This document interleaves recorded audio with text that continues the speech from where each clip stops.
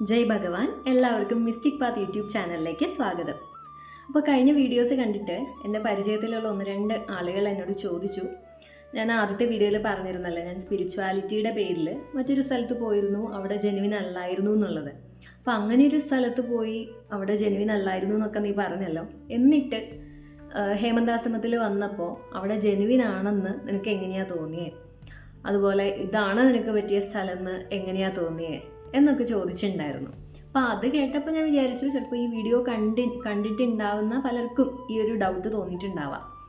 പിന്നെ സ്പിരിച്വാലിറ്റിയുടെ പേരിൽ പറ്റിക്കപ്പെട്ട ധാരാളം ആളുകൾ ഈ വീഡിയോ കാണുന്നുണ്ടാവും. അപ്പോൾ അവരൊക്കെ മറ്റൊരു സ്ഥലം കാണുമ്പോൾ അയ്യോ അവിടെ പോകണോ എന്നൊരു ചോദ്യം അവർക്ക് തോന്നുക പലപ്പോഴും, ഇനി ഇവിടെ പോയാലും ചീറ്റ് ചെയ്യപ്പെടുമോ, ഇതും ജെനുവിൻ ആണോ എന്നുള്ളൊരു തോന്നലായിരിക്കും. അങ്ങനെ പൈസയും സമയവും ഒക്കെ നഷ്ടപ്പെട്ടിരിക്കുന്നവർക്ക് അങ്ങനെ ഒരു ചോദ്യം മനസ്സിൽ തോന്നുന്നത് സ്വാഭാവികം തന്നെയാണ്. അതെനിക്കും തോന്നിയിട്ടുണ്ടായിരുന്നു. അപ്പോൾ അങ്ങനെയുള്ളവർക്ക് ഈ ഒരു വീഡിയോ യൂസ്ഫുൾ ആവുമെന്ന് വിചാരിക്കുകയാണ്. അപ്പോൾ ഹേമന്താശ്രമത്തിൽ പോയപ്പോൾ സ്വാമിജീനെ കണ്ടപ്പോൾ എനിക്ക് അവിടെ എങ്ങനെയാണ് ജെനുവിനായിട്ട് തോന്നിയത്, എന്തുകൊണ്ട് ജെനുവിനായിട്ട് തോന്നി എന്നുള്ളതാണ് ഞാൻ ഈ ഒരു വീഡിയോയിലൂടെ ഷെയർ ചെയ്യുന്നത് കേട്ടോ. എല്ലാ ആഴ്ചയിലും ഹേമന്താശ്രമത്തിൽ ഗുരുദർശനം ഉണ്ട്. അപ്പോൾ അങ്ങനെ ഒരു ഗുരുദർശന ദിവസമാണ് ഞാനും ഫസ്റ്റ് ആശ്രമത്തിലേക്ക് പോകുന്നത്. അപ്പോൾ അങ്ങനെ ഒരു സ്ഥലത്തേക്ക് പോകുമ്പോൾ ഓൾറെഡി എനിക്ക് മനസ്സിൽ സത്യം പറഞ്ഞാൽ ഒരു ഡൗട്ട്ഫുൾ ആയിട്ടുള്ളൊരു മനസ്സോടുകൂടി തന്നെയാണ് ഞാനും പോകുന്നത്. കാരണം ഇവിടെ ജെനുവിൻ ആവുമോ, എങ്ങനെയായിരിക്കും എന്നുള്ളൊരു കൺസേൺ മനസ്സിൽ ശരിക്കും ഉണ്ടായിരുന്നു. പിന്നെ ഞാൻ വിചാരിച്ചു ജസ്റ്റ് ഒന്ന് പോയി നോക്കിയിട്ട് വരാം എന്നുള്ള വിചാരത്തോടെ മാത്രമാണ്. എനിക്ക് യാതൊരു വിശ്വാസം ഉണ്ടായിരുന്നില്ല, ജെനുവിൻ ആണോ എന്നുള്ള ഡൗട്ടൊക്കെ ഉണ്ടായിരുന്നു. അപ്പോൾ ജസ്റ്റ് ഒന്ന് പോയി നോക്കി വരാം എന്ന് വിചാരിച്ചിട്ട് മാത്രമാണ് ഞാൻ ഫസ്റ്റ് അങ്ങോട്ടേക്ക് പോകുന്നത്. പിന്നെ ഏതൊരു നോർമൽ വ്യക്തിയും ചിന്തിക്കുന്ന പോലെ ഫസ്റ്റ് തന്നെ ഞാൻ ചിന്തിച്ചത്, അയ്യോ അവിടെ പോകുമ്പോൾ കുറേ പൈസ കൊടുക്കേണ്ട വരുമോ, ഒരു വലിയ എമൗണ്ട് അവർ ചോദിക്കുമോ, ആ ഒരു എമൗണ്ട് കൊടുത്താലേ അങ്ങോട്ട് സ്വാമിജീനെ കാണാൻ പറ്റുള്ളൂ എന്ന് പറയുമോ എന്നുള്ളൊരു ചിന്ത എനിക്കും വന്നു. അതിപ്പോൾ പലർക്കും എല്ലാവർക്കും തന്നെ തോന്നുന്ന കാര്യമല്ലേ. അപ്പോൾ എനിക്കും എന്തെങ്ങനെ തോന്നിയിട്ടുണ്ടായിരുന്നു, ഒരു ഹ്യൂജ് എമൗണ്ട് മേടിച്ചിട്ട് എന്തെങ്കിലുമൊക്കെ തട്ടിക്കൂട്ടി ക്ലാസ്സുകളൊക്കെ ആയിട്ട് ഒപ്പിച്ച് അവർക്ക് പൈസ ഉണ്ടാക്കുന്ന രീതിയാണ് ഞാൻ മുന്നേ കണ്ടത്. അപ്പോൾ ഞാൻ വിചാരിച്ചത് ഇവിടെ അങ്ങനെ ആവുമോ എന്നുള്ളൊരു കൺസേൺ സ്വാഭാവികമായിട്ടും വന്നു. പക്ഷേ ഇത്ര രൂപ ദക്ഷിണ കൊടുത്താലേ സ്വാമിജീനെ കാണാൻ പറ്റുള്ളൂ എന്ന് അവിടെ ആരും പറഞ്ഞില്ല. നമുക്ക് ഇഷ്ടമുള്ള എന്തെങ്കിലും ദക്ഷിണ സമർപ്പിക്കുക എന്നല്ലാതെ അവിടെ ആരും ഇത്ര രൂപ, ഇത്ര വലിയ ഹ്യൂജ് എമൗണ്ട് ദക്ഷിണ വെക്കണമെന്ന് പറഞ്ഞില്ല. അപ്പോൾ ഇതാണ് ഫസ്റ്റ് എന്നെ അട്രാക്റ്റ് ചെയ്ത, അവിടെ ജെനുവിൻ ആണ് എന്ന് തോന്നിയിട്ടുള്ള ഒരു കാര്യം ഇതായിരുന്നു. പിന്നെ അവിടെ ചെന്ന ശേഷം പറയുന്ന ഓരോ കാര്യങ്ങളിലും തരുന്ന സയൻറ്റിഫിക് ആയിട്ടുള്ള എക്സ്പ്ലനേഷൻ, അതുപോലെ തന്നെ ഗ്രന്ഥങ്ങളെ അടിസ്ഥാനമാക്കിയുള്ള എക്സ്പ്ലനേഷൻ, ഇതാണ് എനിക്ക് കുറെ കൂടെ ഇഷ്ടപ്പെട്ട ഒരു കാര്യം എന്ന് പറയുന്നത്. കാരണം ഒരു കാര്യവും ഇല്ലാത്തതായിട്ട് പറയുന്നില്ല.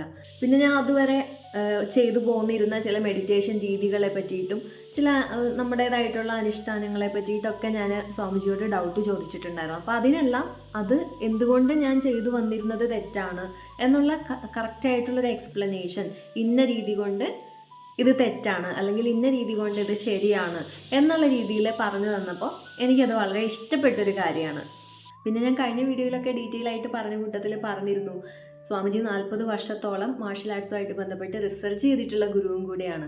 അപ്പോൾ ഞാൻ ഈ പഠിച്ച കാര്യങ്ങളൊക്കെ ഞാൻ പറഞ്ഞു കഴിഞ്ഞപ്പോൾ, ഇങ്ങനെയൊക്കെയാണ് പ്രാക്ടീസ് ചെയ്യുന്നതെന്ന് പറഞ്ഞു കഴിഞ്ഞപ്പോൾ അത് റോങ് ആണ്, കംപ്ലീറ്റ്ലി റോങ് ആണെന്ന് പറഞ്ഞപ്പോൾ ഫസ്റ്റ് ഞാനും വിശ്വസിച്ചില്ല. പക്ഷേ സ്വാമിജി ഇതുമായിട്ട് ബന്ധപ്പെട്ടിട്ടുള്ള ആധികാരികമായിട്ടുള്ള ബുക്സ് എനിക്ക് കാണിച്ചു തന്നു. അതിലൂടെ അത് കാണിച്ചു തന്ന് എക്സ്പ്ലെയിൻ ചെയ്ത് തന്നു. അപ്പോഴാണ് എനിക്ക് വിശ്വസിക്കാൻ പറ്റിയത് അതുവരെ ചെയ്തിരുന്നത് വളരെ റോങ് ആയിരുന്നു എന്നുള്ളതും ഇത് നമ്മുടെ ഹെൽത്തിനെ നേരെ നെഗറ്റീവായിട്ടാണ് ബാധിക്കുക എന്നുള്ളതും അപ്പോഴാണ് മനസ്സിലായത്. തൊട്ട് മുന്നേ പറഞ്ഞ പോലെ ആധികാരികമായിട്ടുള്ള ഗ്രന്ഥങ്ങൾ കാണിച്ചിട്ട് എക്സ്പ്ലെയിൻ ചെയ്യുമ്പോൾ പിന്നെ നമുക്കതിലൊന്നും ചോദിക്കാനില്ലല്ലോ. അപ്പോൾ ഫസ്റ്റ് ദർശനത്തിന് ശേഷം പിന്നെ ഞാൻ ഒരു മാസത്തിനുള്ളിൽ തന്നെ ദീക്ഷ സ്വീകരിച്ചിരുന്നു.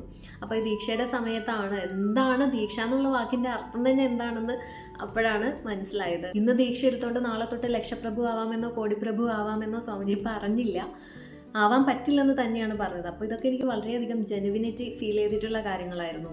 ഭൗതിക പുരോഗതി ലക്ഷ്യമാക്കിക്കൊണ്ട് ഒരിക്കലും ദീക്ഷാ സിസ്റ്റത്തിലേക്ക് ദീക്ഷ സ്വീകരിക്കരുതെന്ന് പറഞ്ഞിരുന്നു. ആത്മീയ പുരോഗതിക്ക് വേണ്ടി ആവണം ദീക്ഷ സ്വീകരിക്കേണ്ടത്. അതുപോലെ ആത്മീയ പുരോഗതി ഉണ്ടാവുമ്പോൾ ഭൗതിക പുരോഗതിയും ഉണ്ടാവും എന്നാണ് സ്വാമിജി പഠിപ്പിച്ചത്. ഇന്ന് ദീക്ഷ സ്വീകരിച്ചതുകൊണ്ട് പിറ്റേ ദിവസം തൊട്ട് സോളിനെ കാണാമെന്നോ അതീന്ദ്രിയ ജ്ഞാനം ഉണ്ടാവുമെന്നോ പറഞ്ഞില്ല. അപ്പോൾ ഇതൊക്കെ പറയാത്തത് കൊണ്ടാണ് എനിക്ക് ആ ഒരു ജെനുവിനിറ്റി ഫീൽ ചെയ്തത്. പിന്നെ ഞാൻ എപ്പോഴൊക്കെ ആശ്രമത്തിലേക്ക് പോയാലും ഈ ഒരു 3 ബുക്കുകളും കൊണ്ടാണ് ഞാൻ പോവുക. ഇതിലെല്ലാം ഞാൻ ഓരോ കാര്യങ്ങൾ എഴുതി വെക്കുന്നുണ്ട്. അത്രമാത്രം കാര്യങ്ങൾ എനിക്ക് സ്വാമിജിയുടെ അടുത്തുനിന്ന് പഠിക്കാൻ വേണ്ടിയിട്ട് പറ്റുന്നുണ്ട്. അപ്പോൾ പിന്നെ എനിക്ക് മനസ്സിലായൊരു കാര്യം, നമ്മളിപ്പം എത്ര ബുക്ക് വായിച്ചാലും കിട്ടാത്ത അറിവാണ് നമ്മളൊരു സദ്ഗുരുവിൻ്റെ കൂടെ നിന്ന് പഠിക്കുമ്പോൾ, കൂടെ നിൽക്കുമ്പോൾ നമുക്ക് പഠിക്കാൻ വേണ്ടിയിട്ട് പറ്റുന്നത്. പിന്നെ നമ്മുടെ ഉള്ളിൽ ജെനുവിനായിട്ട് സ്പിരിച്വൽ കാര്യങ്ങൾ അറിയാനും ആ ഒരു താല്പര്യവും ഉണ്ടെന്നുണ്ടെങ്കിൽ തീർച്ചയായിട്ടും ജെനുവിനായിട്ടുള്ള സ്ഥലത്ത് തന്നെ നല്ലൊരു ഗുരുവിൻ്റെ അടുത്ത് തന്നെ എത്തിപ്പെടും എന്നുള്ളതാണ് എനിക്ക് എൻ്റെ ലൈഫിൽ കൂടെ മനസ്സിലായൊരു കാര്യം. അപ്പോൾ നിങ്ങളുടെ ഉള്ളിൽ ആ ഒരു ജെനുവിൻ ഒരു ആഗ്രഹം ഉണ്ടെന്നുണ്ടെങ്കിൽ ഡെഫിനറ്റ്ലി നിങ്ങളും എത്തിച്ചേരും. അപ്പോൾ മെയിനായിട്ട് ഈ കാര്യങ്ങളൊക്കെ കൊണ്ടാണ് എനിക്ക് ഫസ്റ്റ് തന്നെ ഇത് ജെനുവിൻ ആണോ എന്നുള്ളൊരു ഫീല് തോന്നിയിട്ടുള്ളത്. ഇനി കൂടുതൽ കാര്യങ്ങൾ ഞാൻ വരുന്ന വീഡിയോകളിൽ ഷെയർ ചെയ്യാം. അപ്പോൾ ജെനുവിനായിട്ടുള്ളൊരു സ്ഥലത്ത് എത്തിപ്പെടാൻ പറ്റിയാൽ ഞാൻ എൻ്റെ ഗുരു സദ്ഗുരു ഭഗവാൻ ഹേമന്തശങ്കര സ്വാമിജിക്ക് നന്ദി പറയുകയാണ്. അപ്പോൾ എല്ലാവർക്കും ഭഗവാന്റെ അനുഗ്രഹം ഉണ്ടാവട്ടെ. നെക്സ്റ്റ് വീഡിയോയിൽ കാണാം. ജയ് ഭഗവാൻ.